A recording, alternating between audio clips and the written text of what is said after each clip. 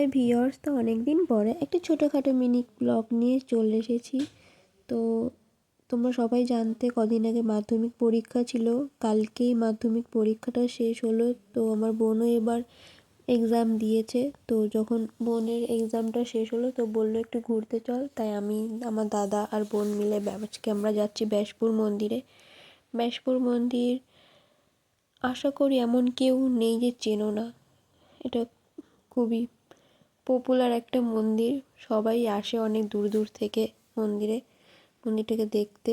আর খুব সুন্দর একটা মন্দির। তো এখন আমরা মন্দিরের ভিতরে ঢুকবো।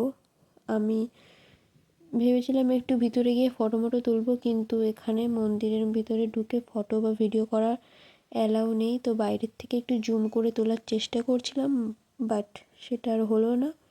জুম করে কি সব তোলা যায়?